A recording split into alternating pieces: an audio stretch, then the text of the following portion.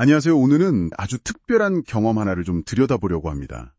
네, 한 청취자분께서 며칠 전에 정형외과에서 겪으신 일인데요. 겉모습만으로 사람을 판단하는 우리 자신을 좀 돌아보게 만드는 그런 깊은 울림이 있는 이야기입니다. 지금부터 제가 안녕하세요. 오늘은 아주 특별한 경험 하나를 좀 저는 30대 직장인입니다.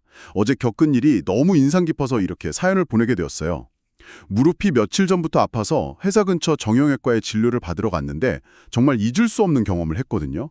병원에 도착해서 접수를 마치고 대기실에 앉았는데 제 앞에 할머니 한 분이 먼저 와서 기다리고 계셨어요. 70대쯤 되어 보이시는 분이었는데 정말 평범한 동네 할머니 같은 모습이셨거든요. 옷차림도 수수하고 소박하셨고 작은 가방 하나만 들고 계셨어요. 말씀도 조용히 하시고 딱히 특별해 보이는 건 없었어요. 제가 먼저 들어가서 무릎 검사를 받고 나왔는데 그때 젊은 의사가 다음 환자를 부르면서 김순자 할머니 들어오세요 라고 했어요. 그런데 할머니가 천천히 일어나시는 모습을 보더니 의사 얼굴에 살짝 귀찮다는 표정이 스쳐 지나가는 게 보였어요. 아마 연세 많은 환자라서 진료 시간이 오래 걸릴 거라고 생각한 것 같았어요. 대기실과 진료실이 가까워서 목소리가 다 들렸는데 의사가 정말 무성의하게 할머니 뭐 때문에 오셨어요? 라고 묻더라고요.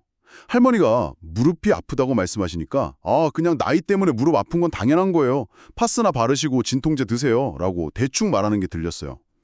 진료라고 해봐야 1, 2분 정도였던 것 같아요.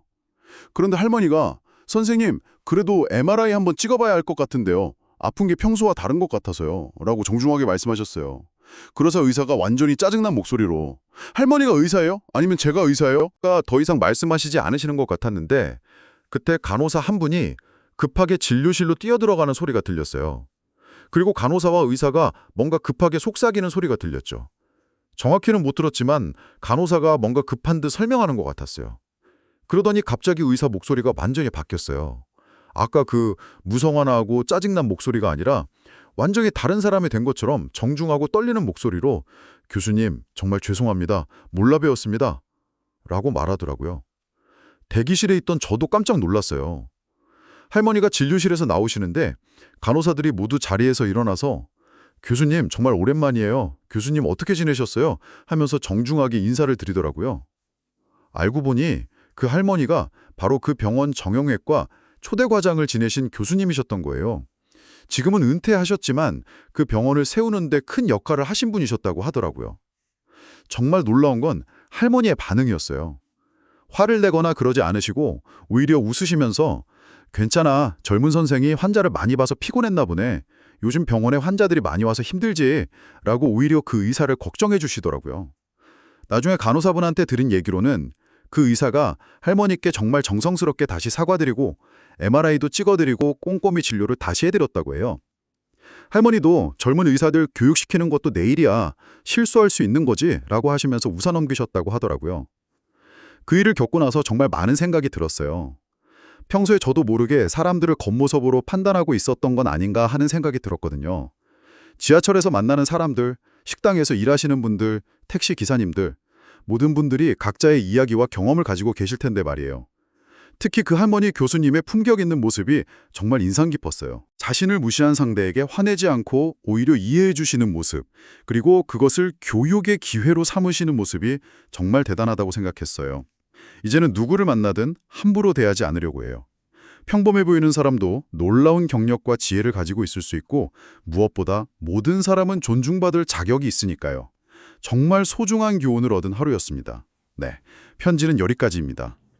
와, 정말 뭐랄까 한편의 드라마 같은 상황이네요. 이게 또 병원 대기실이라는 아주 일상적인 공간에서 벌어진 일이라서 더 강렬하게 다가오는 것 같아요. 그렇죠. 저도 들으면서 상황의 반전도 물론 놀랍지만 사실 가장 이렇게 주목하게 되는 건 그 교수님의 반응인 것 같아요. 맞아요.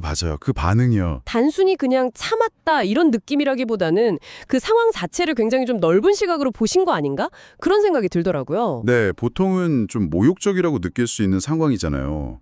그럼 이제 분노하거나 아니면 딱 지적하기 마련인데 오히려 그 의사의 입장을 좀 헤아리면서 젊은 의사들 교육시키는 것도 내 일이라고 하신 부분이 정말 인상 깊었어요. 네, 바로 그 지점인 것 같아요. 뭔가 진정한 권위는 그렇게 목소리를 높이는 데서 나오는 게 아니구나 하는 걸 딱 보여주는 것 같기도 하고요. 네, 우리가 흔히 품격이라고 말하는 게 바로 그런 어떤 태도에서 드러나는 거겠죠?